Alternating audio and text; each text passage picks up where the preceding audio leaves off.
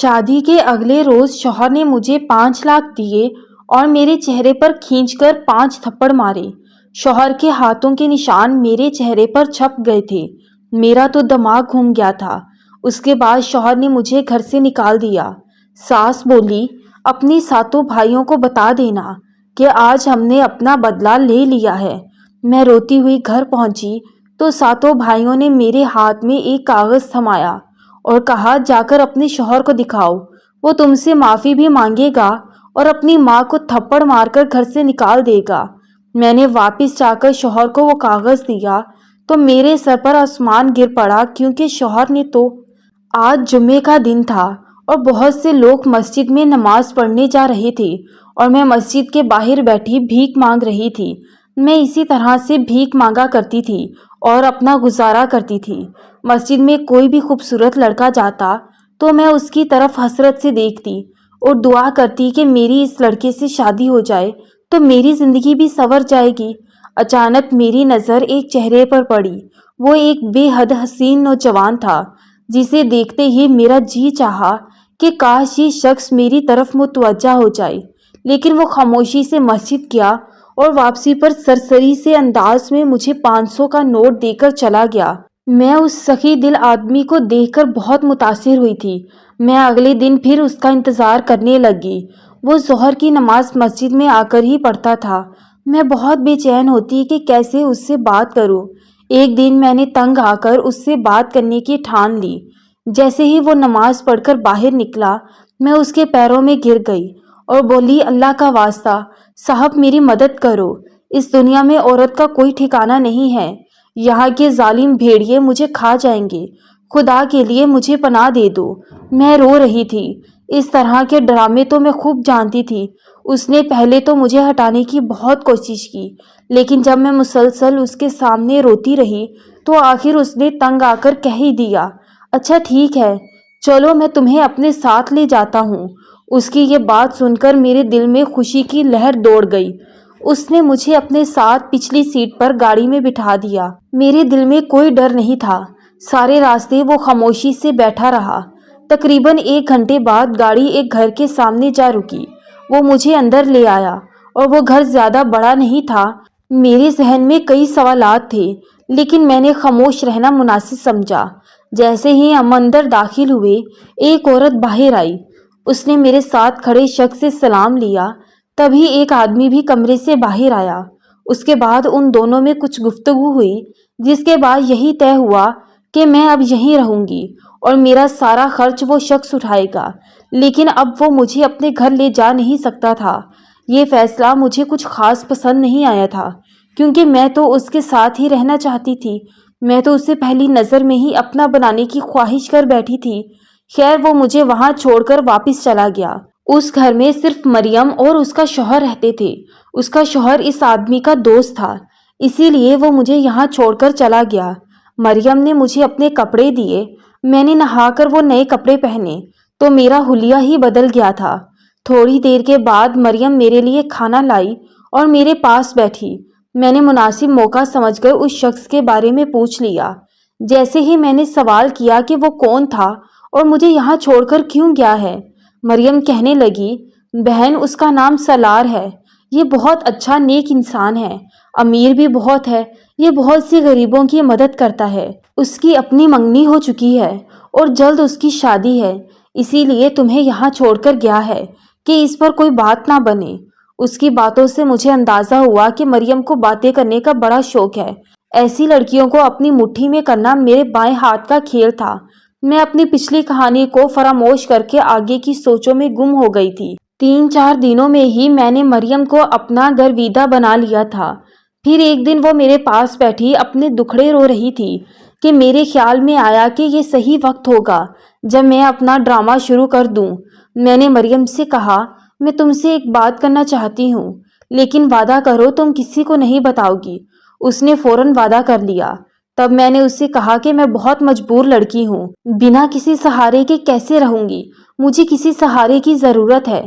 میری بات پر وہ پریشان ہو کر بولی، بات تو تمہاری ٹھیک ہے، پر میں کیا کر سکتی ہوں؟ تب میں نے اس سے کہا کہ میں سالار سے شادی کرنا چاہتی ہوں۔ اس سے اچھا جیون ساتھی میرے لیے کوئی نہیں ہو سکتا۔ میری یہ بات سن کر وہ ایک دم چونک گئی اور بولی، اس کی تو شادی ہونے والی ہے، وہ پسند کی شادی کر رہا ہے۔ میں نے اس کے آگے ہاتھ جوڑ دیے اور کہا، جو بھی ہو مجھے اسے اپنا بنانا ہے، کیونکہ میں اسے دل و جان سے چاہتی ہوں۔ میری آنکھوں سے گرتے آنسوؤں نے اسے پریشان کر دیا تھا۔ میں جانتی تھی کہ وہ بہت بھولی ہے، جلد میری بات مان جائے گی۔ پھر ایسا ہی ہوا۔ آخر میری فریاد سن کر اس نے حامی بھر لی اور کہا کہ ٹھیک ہے، تم جیسے کہو گی میں ویسے ہی کروں گی۔ اس کی یہ بات سنتے ہی میرے چہرے پر مسکراہٹ دوڑ آئی۔ اگلے ہی روز میرے منصوبے کے مطابق اس نے سالار کو بہانے سے اپنے گھر بلا لیا۔ سالار 2 گھنٹے میں گھر آ گیا۔ مریم اس کے لیے چائے بنا کر لائی اور چائے میں میری ہدایت کے عین مطابق نیند کی گولیاں بھی ملا دیں۔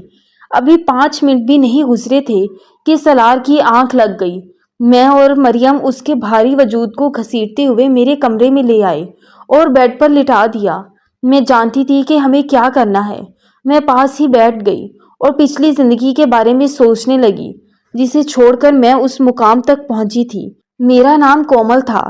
میں ایک بڑے گھرانے سے تعلق رکھتی تھی، لیکن میرے والدین کی اکلوتی اولاد ہونے کی وجہ سے مجھے ہمیشہ ان سے محبت اور پیار ملا تھا۔ میں ان کی آنکھوں کی ٹھنڈک اور دل کا سکون تھی۔ وہ میری ہر چھوٹی سے چھوٹی اور بڑی سے بڑی خواہش کو پورا کرنے کی کوشش کیا کرتے، لیکن میری قسمت میں شاید ان کا زیادہ پیار نہیں تھا، کیونکہ مجھے ایک لڑکے ندیم سے محبت ہو گئی تھی۔ اس کی کریانے کی دکان ہماری گلی میں ہی تھی۔ میں اس کی دکان پر اکثر سودا لینے جایا کرتی تھی۔ وہ میری جانب بڑی ہی معنی خیز نگاہوں سے دیکھتا۔ پہلے میں اس کی نگاہوں کا مطلب نہ سمجھی، مگر سچ تو یہ تھا کہ مجھے بھی وہ اچھا لگتا تھا اور میں بہانے بہانے سے اس کی دکان پر دن میں 3-4 چکر لگا لیا کرتی۔ جب اسے میرے جذبات کا پتہ چلا، اس نے بھی فوراً میرے سامنے اپنا دل کھول کر رکھ دیا۔ پہلے تو میں ڈر گئی، کیونکہ کبھی کسی نے مجھ سے اس طرح کی بات نہیں کی تھی۔ اس نے کہا کہ میں تم سے محبت کرتا ہوں، تم سے شادی کرنا چاہتا ہوں۔ میں نے کہا نہیں، میرے ابا کو پتہ چلا تو وہ مجھے مار ڈالیں گے۔ میری بات سن کر اس کے چہرے پر مسکراہٹ پھیل گئی۔ وہ بولا، ابا کی فکر مت کرو، میں سب کچھ سنبھال لوں گا۔ اس کی بات نے مجھے تسلی دی۔ آہستہ آہستہ ہماری ملاقاتوں کا سلسلہ بڑھنے لگا تھا۔ اب اس کے بغیر میرا دل نہیں لگتا تھا۔ ابھی ہماری محبت کو پروان چڑھے زیادہ دن نہیں گزرے تھے کہ ابا نے کہیں ہم میرے رشتے کی بات شروع کر دی۔ میں نے گھر کے سارے حالات فوراً ندیم کو جا کر بتائے۔ ندیم میری باتیں سن کر بہت پریشان ہو گیا۔ پھر اچانک اس نے کہا کہ ہم دونوں یہاں سے دور کہیں چلے جاتے ہیں۔ اس طرح ہم دونوں آسانی سے نکاح کر کے اپنے رشتے کو جائز نام دے سکتے ہیں۔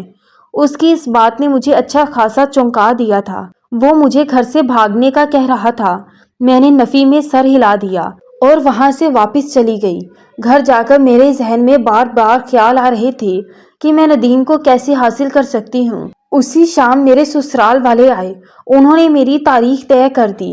اب یہ چیز میرے لیے ناقابل قبول تھی۔ میں کیسے کسی ایسے شخص کے ساتھ شادی کر سکتی تھی جسے میں جانتی تک نہیں تھی۔ بس پھر اگلے روز میں نے ندیم سے کہہ دیا کہ میں تمہاری ہر بات ماننے کے لیے تیار ہوں۔ میری بات سنتے ہی اس کے چہرے پر مسکراہٹ آ گئی۔ اس نے مجھے آگے کا سارا پلان سمجھا دیا۔ جیسے ہی رات ہوئی میں گھر سے بھاگ آئی۔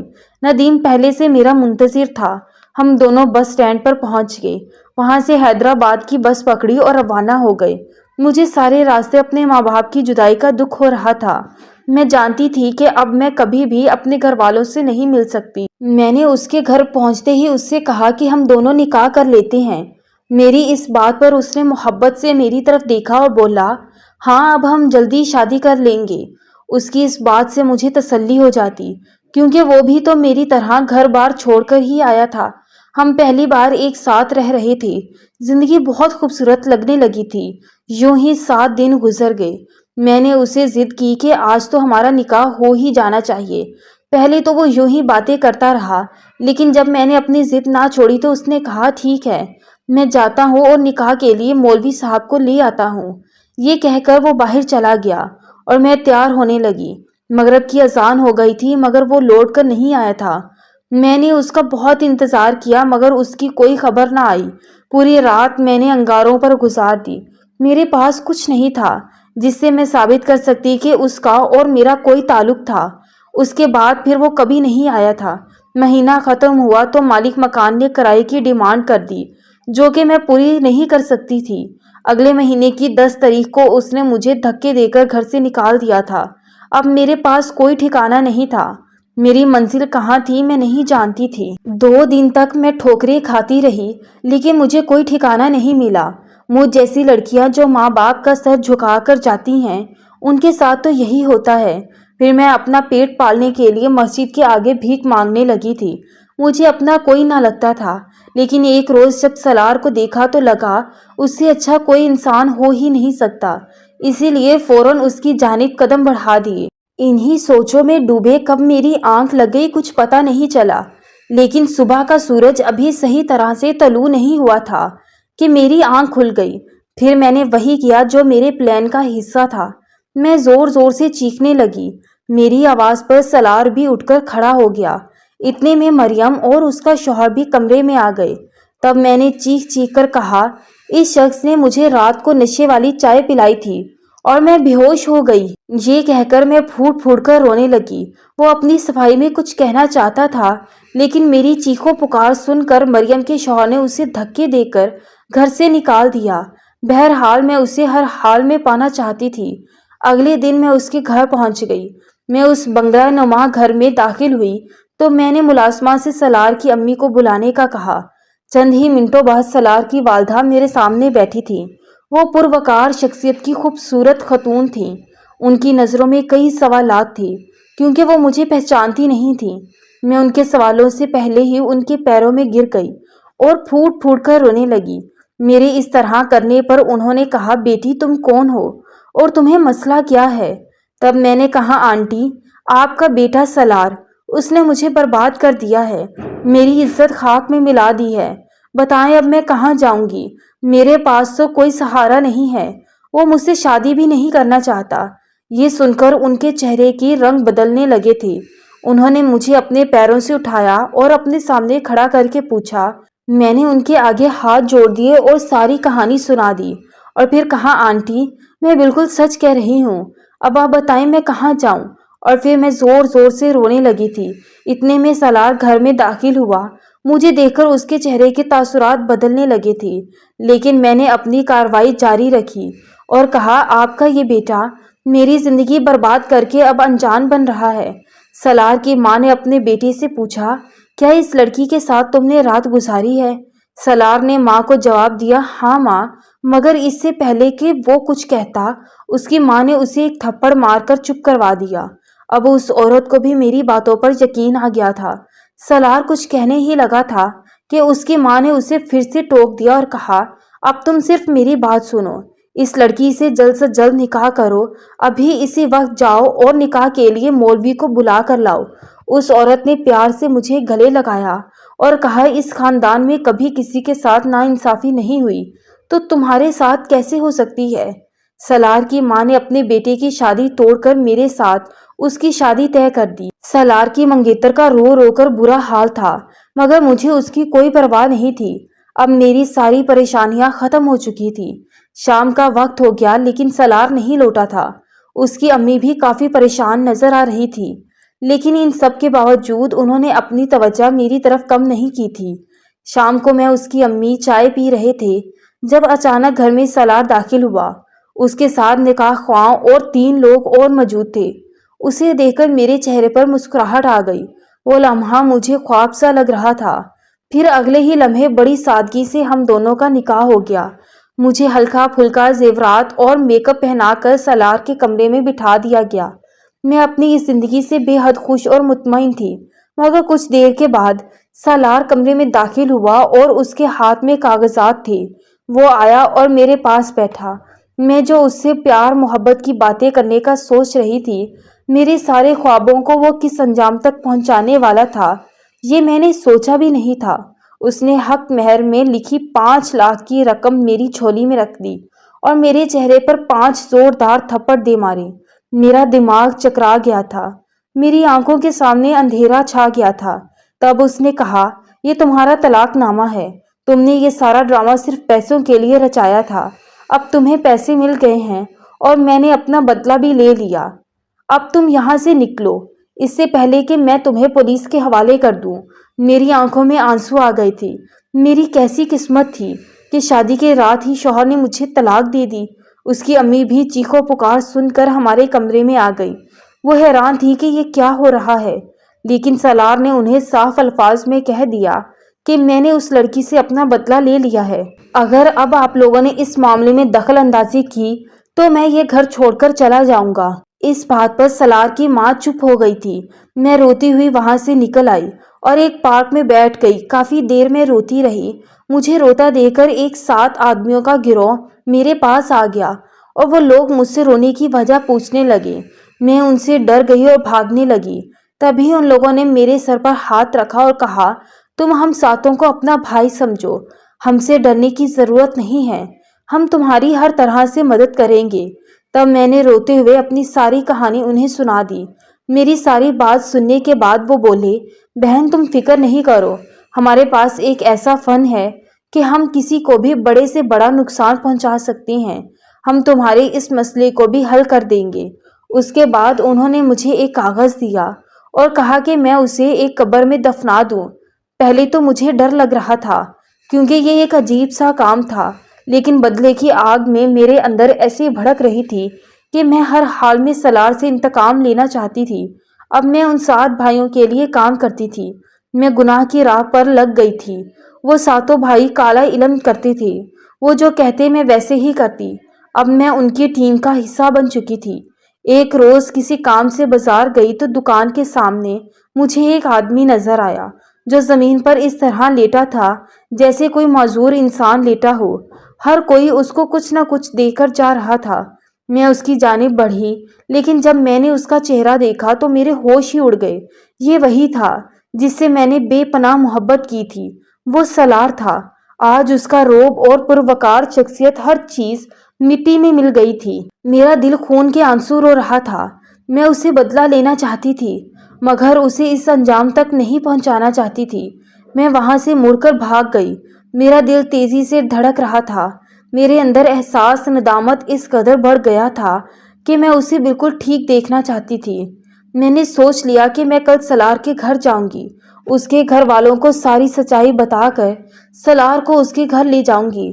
لیکن اللہ کو کچھ اور ہی منظور تھا۔ اسی رات مجھے فالج کا اٹیک آیا اور میں خود معذور ہو گئی۔ میرے لیے یہ صدمہ بھی بہت بڑا تھا۔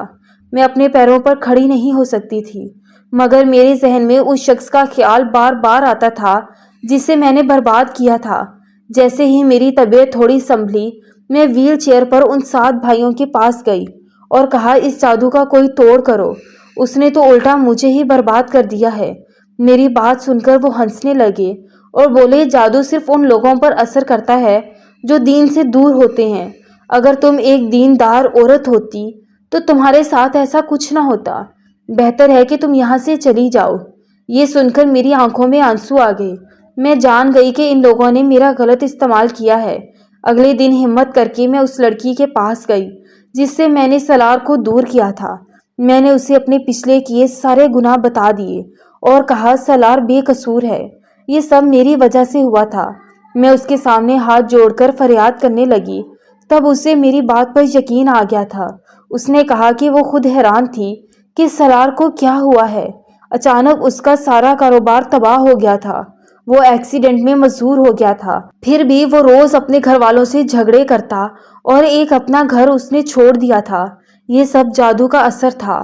پھر میں اسے اپنے ساتھ وہاں لے گئی جہاں میں نے سالار کو دیکھا تھا۔ میں خود واپس آ گئی کیونکہ مجھ میں سالار کا سامنا کرنے کی ہمت نہیں تھی، مگر مجھے ایک سکون اور اطمینان مل گیا تھا۔ سالار کی منگیتر نے اس جادو کا توڑ کروا لیا تھا۔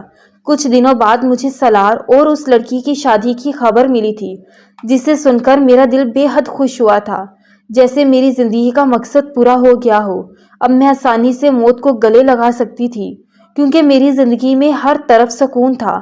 شاید جب تک آپ کو یہ کہانی سننے کو ملے تب تک میں مر چکی ہوں، لیکن آپ سے ایک دعا ہے کہ میری مغفرت کے لیے ضرور دعا کیجیے گا۔